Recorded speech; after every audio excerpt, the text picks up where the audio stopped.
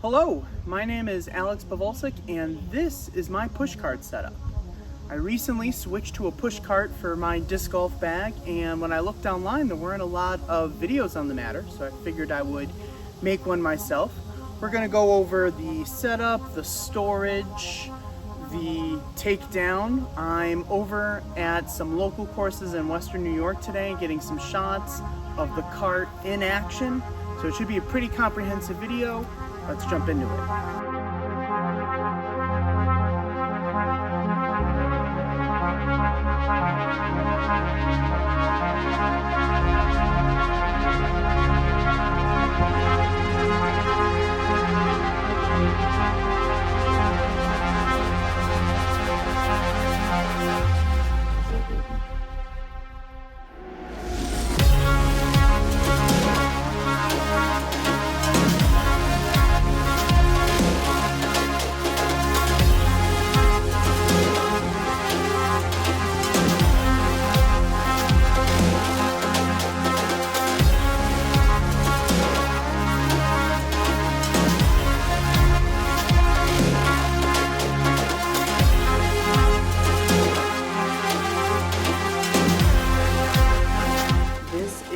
Bag Boy Tri-Swivel 2, a ball golf cart designed by the same company that makes Big Germ's four-wheel push cart often seen on tour. What makes this cart special is that third wheel in the front, and that it is allowed to swivel as opposed to being rigid. This allows the cart to handle much better on tighter turns and rugged terrain. I've had this cart for about a month now, and there's plenty I want to show you about it. We're going to start with setup and storage. The main reason I got this cart was for how compact it is. So as you can see, this is the fully compact configuration of the cart. This is good for storage. It's about the same size as my disc golf bag. And this is what really compelled me to get the cart, because I have a small space and I was looking to switch from a large cart to something that could store real easily when I'm not at cart-friendly courses. So that being said, setup from this state isn't too bad. We simply lift up on here. This extends the two wheels. From there's a button on the front. This will extend the front wheel. Then we're almost there. There's a little lock on the side, and this lock opens the top. I can choose the height here. This is height adjustable at wherever height you need it, so I'm going to go right about there, we'll say. And lastly, there's a parking brake, which is good to just flick on while you put the bag on. Okay, so now that we have the cart set up, let's talk about bag prep. So I'm using a pound octo Thort. I really love the bag, but that's a separate video. The important thing here is that the cart's going to be sitting, or the bag's going to be sitting on the cart using these straps. So we need to tighten these down just about all the way they'll go. This leaves you with a lot of loose hanging strap right there. Well, we can just tuck this in up top. Okay, if you have a different bag, you may have to find a different place to tuck that in. For the most part, it doesn't hit the ground from the height that the bag is at, but it's good to have less free hanging parts. And once again, I'll just tuck this in up top. With that, we simply pick up the bag, come over to the cart, and we strap this around the cart. As I mentioned, this is a ball golf bag. So this was meant to hold a ball golf bag vertical, but it holds the straps of this pound bag just fine. Now what's really useful is how wide these straps are. So pound bags are known for having wide backpack straps that are easy to put on. And with other bags, if you have very narrow straps, you may find that they're being pulled sideways a bit more. I would think that this shape would still fit most bags, but I do think the shape of the pound bag is especially helpful for mounting it on this ball golf cart. The final steps to mounting the bag happen back here. So this strap actually came with the cart. This is built in. This would normally go around the front to hook in the ball golf bag. However, this Velcro could fray the shoulder strap, so I just keep this Velcroed back here and out of the way. Additionally, we can strap this in together for added stability if desired. I don't normally do this. I haven't found it to be necessary, but if you're going on rocky terrain and you're worried about the bag flailing, this is a good way to get some extra stability. Okay, so once you remove the bag, taking the cart down is just about as easy as is putting it up, and we're going to do it in the exact reverse order. So it's good to disengage the parking brake, keep things a little bit more movable. We're going to put the top down all the way and lock that into place. Next, we'll pick up the front wheel, we'll push on the button to bend that down there.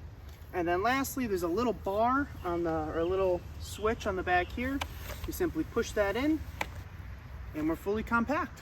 Once it's in this form, you can pick it up by the handle, bring it wherever you need.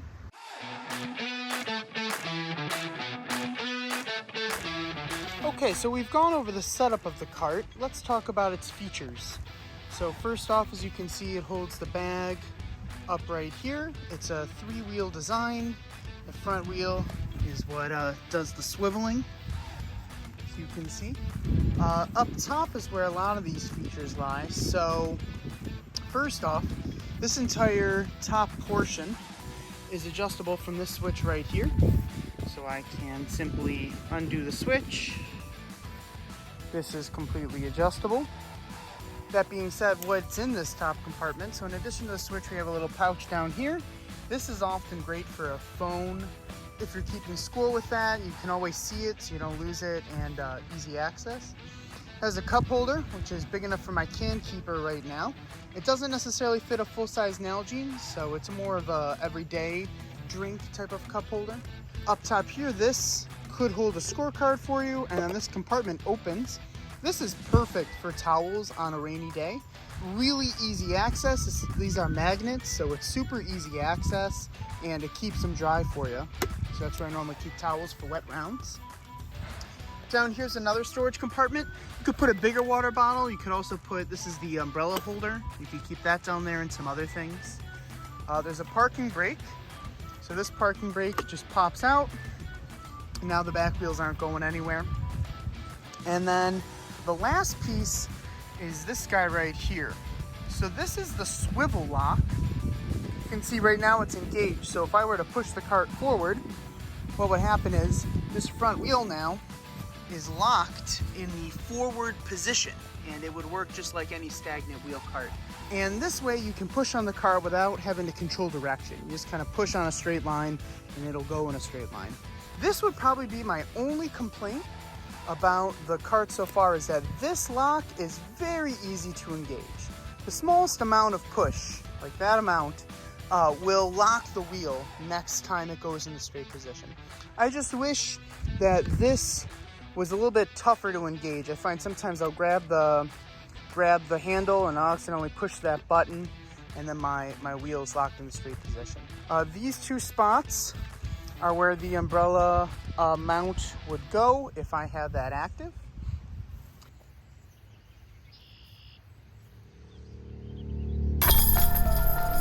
Okay, let's talk about umbrella storage. So normally when I'm just playing the course and there's a chance it might rain, I'll just wedge the umbrella right in here. So it's going in through the loop up top, and it's resting on the little wheel track, or not the track, but the arm that holds the wheel. So it's not going anywhere if we jiggle around, unless we go too much, in which case, you know, this could unwedge itself. But I'm looking at it, it's right in front of me. Nevertheless, you can pull right out. Now, the bag does come with a umbrella holder that fits on.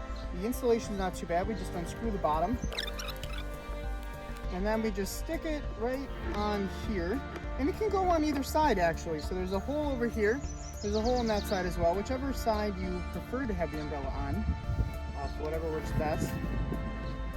Goes the umbrella. So this twists right in place, and this holder is rigid.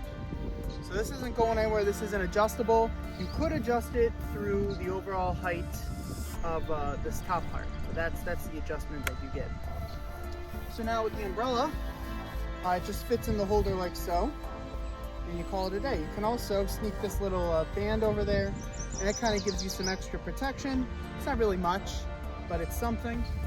So let's see what it looks like with an open umbrella. Of course, it's windy today, so I'm really pushing my luck with this. But I guess this is a real world test. See if we can hold it. I'm not gonna lie, this is really pulling today. So we'll put the little bungee on there. Hands free. You can see it's waving around a little bit. It's definitely, the wind's pulling on it, but this is actually keeping it in place pretty well. And like I said, we could adjust to change the angle of the umbrella for yourself. And even then, I mean, that's like a full sail. You can see it wants to pull it out, but that bungee's holding it in pretty well. I didn't trust the bag at first, but it performed. And yeah, so this does of course put a little weight on the handle, but the handle being this whole apparatus, but it can certainly handle it. Good pun. And yeah, pulling out, not too bad. Close the umbrella. I don't even have to spin it. I can just put it right in its little wedge spot and continue with the round without any issues.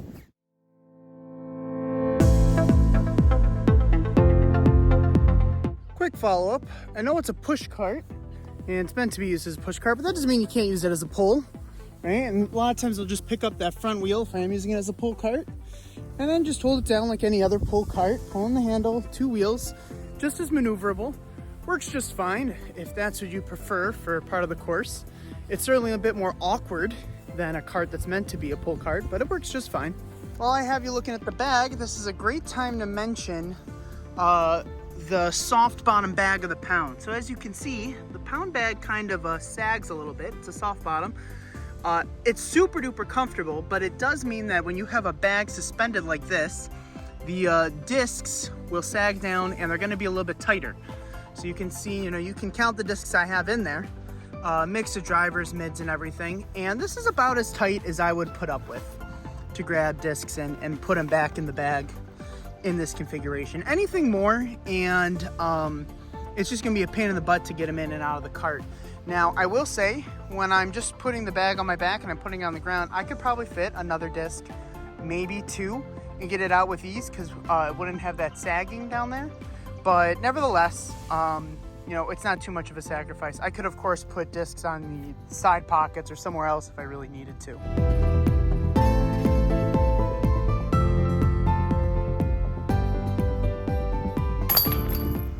Well, it is getting hot out, so I think it's about time we finish up this video. So what are my final thoughts on the cart? Well, previously I had a Zuka backpack cart and the large size on that, okay? The Zuka cart was definitely more rugged. It's made out of metal. The wheels are thicker with more foam, which allowed them to even be somewhat useful in the woods, going over roots and stuff. I'm looking for convenience. I'm looking for something that compresses really small, that I don't have to take stuff out of my bag. It fits the bag right on there as is. I just have to tighten a few straps, which isn't a huge hassle. I don't lose any functionality of the bag. I gain some functionality at the top of the cart. It doesn't take up a lot of space when I'm not using it. I think the construction on this is excellent. I don't have any worries that it's not gonna last for my money's worth. I've been very happy with it. I really like this cart. I think it's been absolutely excellent.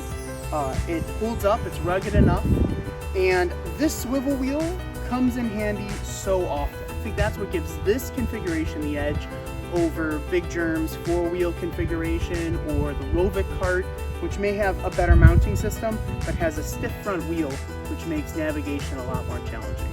I hope this helps you if you're considering getting a push cart for your disc golf cart. Definitely not something for the woods. But if you're in open fairways, whether they be manicured or pretty bumpy, this cart does the trick. So, with that being said, thank you very much for watching the video. I hope it wasn't too long. If you have any questions, you can comment down below. I'm just doing this in the hopes of helping out some prospective buyers out there. All in all, have a good one.